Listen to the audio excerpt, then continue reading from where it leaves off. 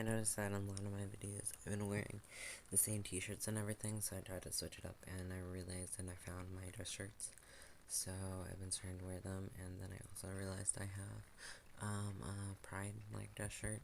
It just has like patches of different colors and everything. Yeah, so I might show that at some point in one of the videos. I'm gonna talk about prison. Just to clarify, I obviously haven't been to prison, and I don't know anything other than what I heard by passive math. Communication as of now. I usually forget my thoughts and everything like that. Fellow coworkers, so at least it keeps me on and other employees at my old jobs.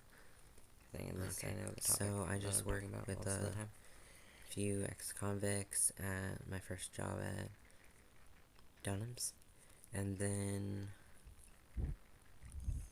I learned a few things while working at Podolsky Plastics in Hartford City, and I ended up meeting one coworker who has a ankle bracelet and everything,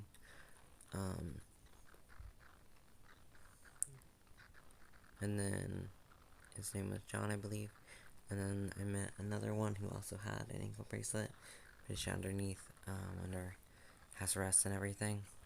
I got to know a little bit about John. He was the FBI, and everybody was involved with him with his arrest because he was smuggling guns and selling drugs. No, not selling drugs. He was just selling guns and weapons. I'm not sure if it was across the border. I think it might have just been across straight lines. But yeah. He was selling guns and everything, and he got caught, but he was released, and just put underneath, house arrest because of the fact that, of overcrowding and everything in prison. And then I learned and heard about,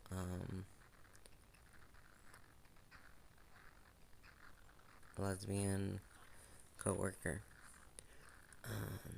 At least I think they were lesbian. They might be bisexual, but anyway, they were talking about something that they learned from their wife, who had been to prison, how she was complaining a little bit, and they were talking about how a lot of women go to jail and everything, and they get in relationships and they get lovers and everything.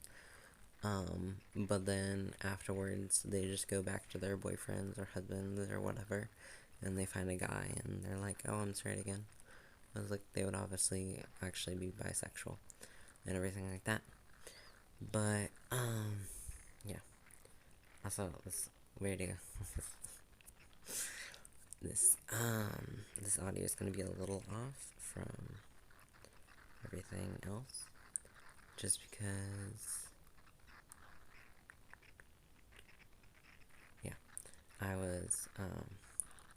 I made the video and everything first, and then I watched it later and realized that it didn't have any sound. So we just messing up and everything like that. The usual. But yeah. And then the other thing I learned is that, apparently Newcastle is the most, gay-friendly.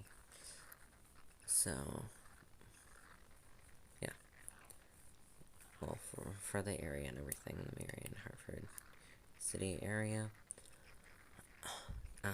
Newcastle is the friendliest and the best for gays. That's what I've heard, anyway. So yeah, that's pretty much all I know about prison and everything. I haven't really updated or anything because I was on medication for like about a month, because I talked to my doctor just recently, so I'm gonna get back on medication, and I have a little bit right now. But yeah. So, but when I'm off medication, don't have any medication, I can't wake up and be on time and everything and functional, which means I can't go and get medication and pick it up.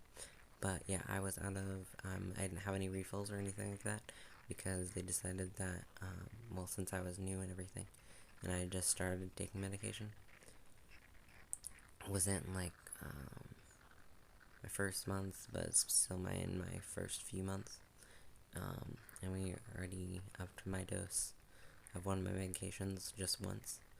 And she expected more changes to happen and everything like that, so she didn't give me any refills. But I have refills right now. Well, I have refills for these next few months, so it'll all work out. I'll be fine. But yeah, and I have been off of everything. It's just crazy mess. Yeah. But yeah, just means I'm behind on my testosterone dosages. But yeah. So I'll crap a lot of my BS bullshit and failure. All my crap I gotta figure it out and deal with. Yeah. Excuse me. Okay, obviously don't be me and contact your doctor and your pharmacy and everything and ask questions and communicate with people so you don't run out of medication and you don't go in a downward spiral and become a wreck and a mess like I did. And obviously get help and everything. I've been getting therapy, so that was pretty helpful. And it was helping me pull through and push through and really helpful for me not being on meds and everything like that. So that's everything for this video. Thank you for watching.